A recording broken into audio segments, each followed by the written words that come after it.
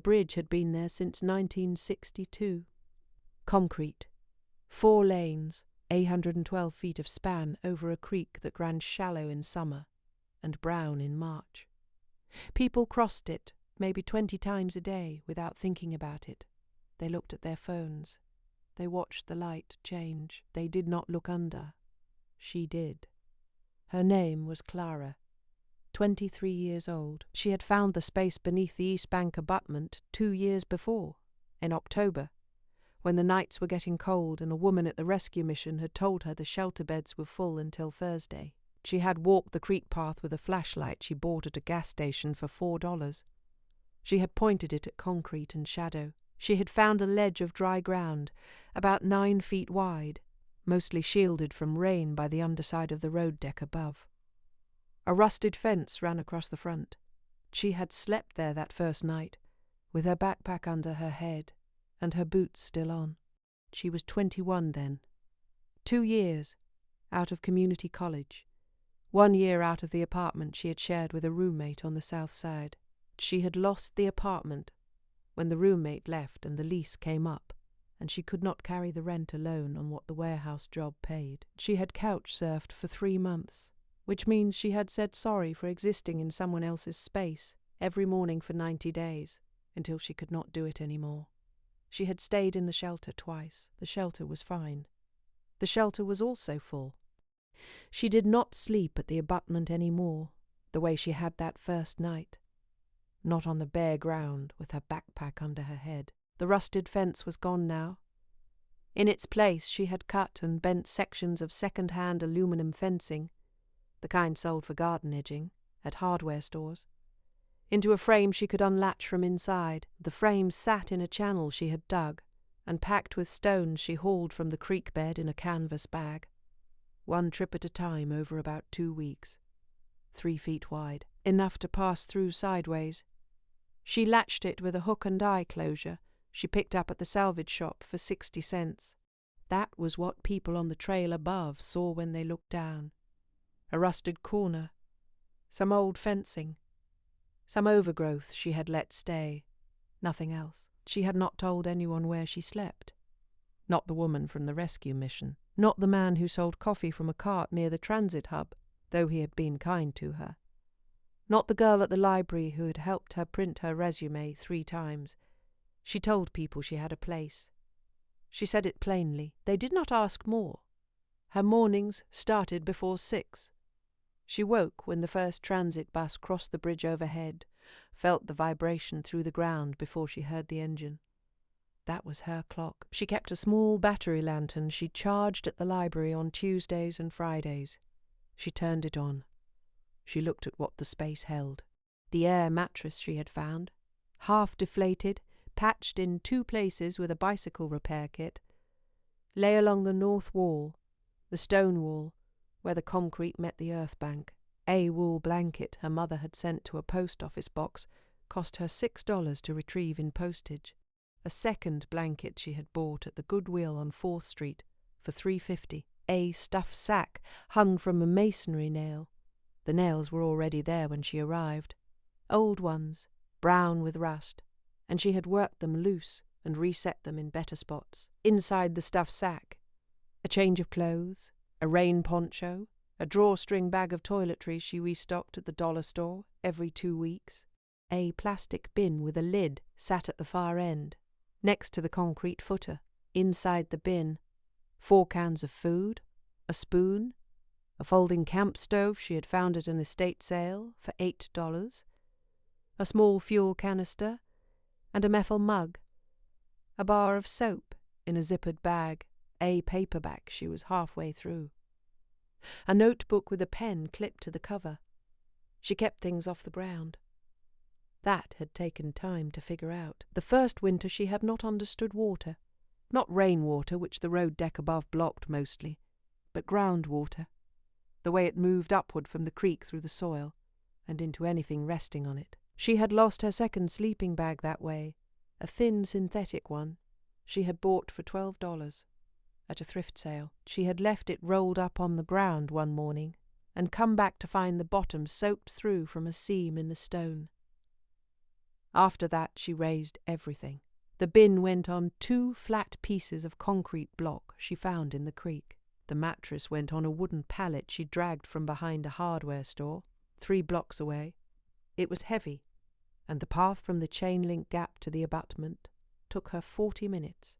On the ledge of the footer, 6 inches of flat concrete running along the base of the abutment, she had arranged small things. A river stone worn smooth that she had picked up her first week there, a photograph, folded to wallet size, a piece of bark she had pulled from a cottonwood after a storm, shaped like a hand, which she had kept because it looked like a hand. She did not know why she kept it. She had not thought about it long enough to find an answer. The space was 8 feet deep, 9 feet wide, and about 6 feet at the tallest point where the road deck angled above. She had measured with her arm span first, rough, and then with a piece of string she knotted at 1-foot intervals. The footprint was smaller than a parking space. It was larger than she needed. People on the paved trail above crossed the bridge on weekday mornings between 7 and 9. She knew their sounds: sneakers on pavement, dogs, a man who jogged with a phone strapped to his arm and talked loudly the whole time, a woman with a stroller who came 3 times a week, 2 older men who walked slowly and argued about baseball. They did not come down to the creek path very often. It was not a good path. Loose stones, some mud after rain, a chain-link barrier at one end, where the city had blocked access for drainage work that had never started. There was a gap in the chain link that she used. Most people looked at it and turned back. She did not think much about what they thought of her.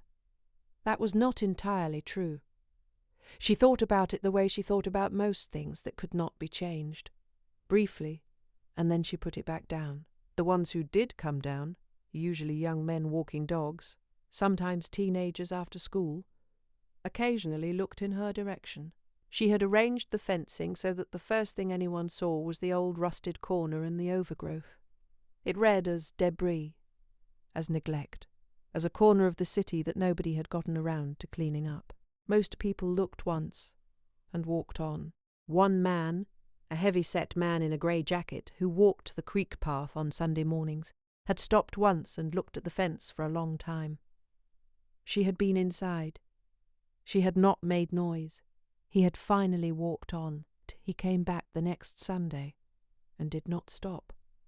He never stopped again. She would see him sometimes on Sunday mornings from inside, a shadow passing, and after a while she stopped bracing for the sound of footsteps turning toward her. Some mornings she heard kids from the trail above. Middle school age, she guessed, by the way they talked. Fast and overlapping. Always one voice, louder than the rest. Once she heard one of them say something about a bridge troll. She did not know if they meant her, or just the bridge. She sat still, and after a minute they were gone, and the only sound was the creak and the bus she felt before she heard. The day the passengers saw inside started like any other. She had been awake since the first bus. She had made coffee on the camp stove. The fuel canister was getting light. 3/4 gone, she noted it, and she had eaten crackers with peanut butter from a jar that was maybe 4 days from empty. She had written 3 lines in her notebook, stopped, looked at them, and left them there. She packed her bag, laptop in a padded sleeve she had sewn from a neoprene keyboard cover, charger, notebook. She latched the fence from outside. She pulled the brush back across the lower edge. She walked up the creek path to the gap in the chain link, turned north on the main trail, and crossed the bridge above. She had a shift at a sandwich counter that started at 9. It was a 12-minute walk from the bridge. She had worked there 4 months. The manager knew she did not have a permanent address. He did not ask about it. He had hired her because she showed up on time and did not make mistakes with the register. The bridge had a sidewalk on the east side only.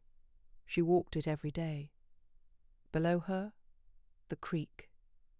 Behind her, the trail where joggers passed. Under her feet, 112 feet of span, and below that, on the east bank, 9 feet of dry ground, where she had spent the night. She did not look down when she crossed. She looked at the road. She was 3/4 of the way across when she heard the van, a full-size passenger van, white, a travel company logo on the side she did not recognize. It had pulled to the side of the bridge and stopped. A no-stopping sign was posted on both ends. The driver's door was open. A man in a blue shirt was leaning out, looking down at the creek. She kept walking. She had learned to keep walking. There were 7 or 8 passengers in the van. She could see them through the windows. Some had stood up in the aisle, leaning over the seats toward the creek side. Others were pressing their faces to the glass. They were all looking down at the same point. She followed their eye line without meaning to.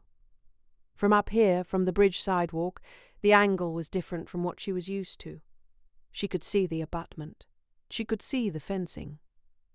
And she could see that overnight the brush she used to cover the lower edge of the fence had shifted, blown back, or caught on something, and the frame was showing, not just the rusted corner, the whole thing, the aluminum edge she had bent and fitted, the hook and eye latch, and through the gap, because the angle was right, and the morning light in April came down low and flat over the east embankment.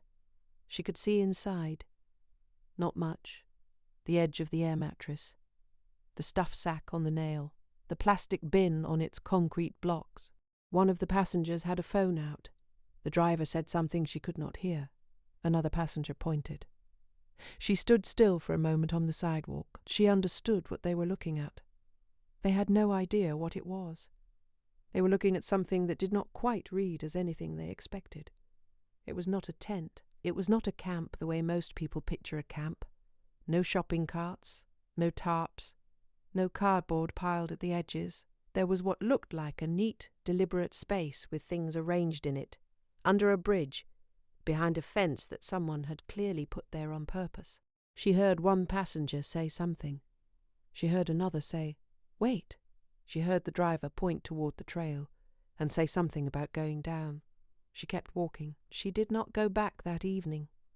She found a bench at the library and sat there until it closed at 8. She walked the long way along the North Trail, came down to the creek from the other end, and sat on a flat stone 60 feet from the fence for about 20 minutes. No one was there. The van was long gone. She went inside.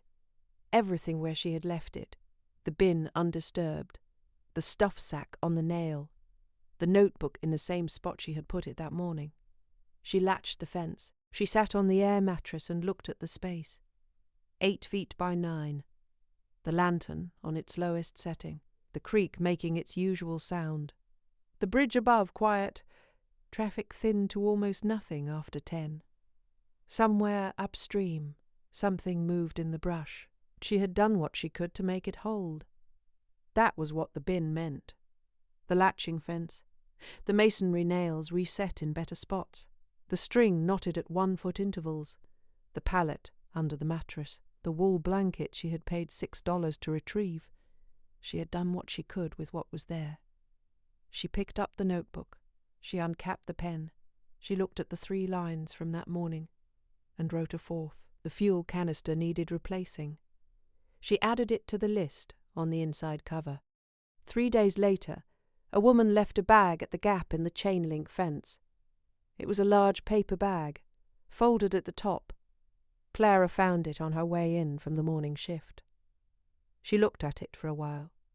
She opened it. Inside, 2 cans of soup, a box of crackers, a pair of wool socks still in the packaging, a hand warmer, and a note written on the back of a receipt that said only, "I saw from the bridge.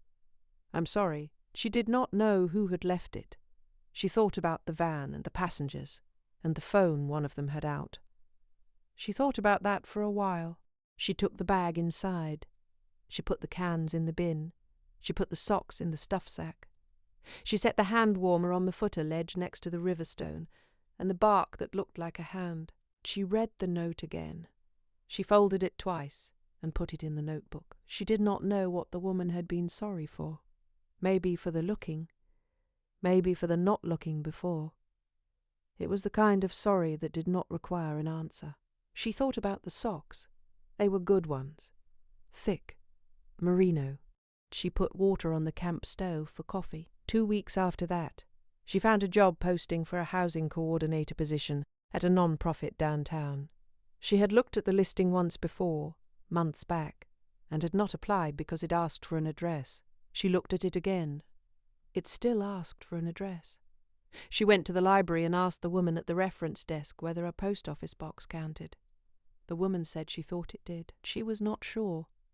She told Clara to try. Clara applied. She used the post office box. In the section that asked about her living situation, she wrote that she was between permanent housing. That was accurate. She got an interview. The office was 6 blocks from the sandwich counter. She wore the second set of clothes from the stuff sack. A grey blouse she had bought at the consignment shop on Prospect for $4.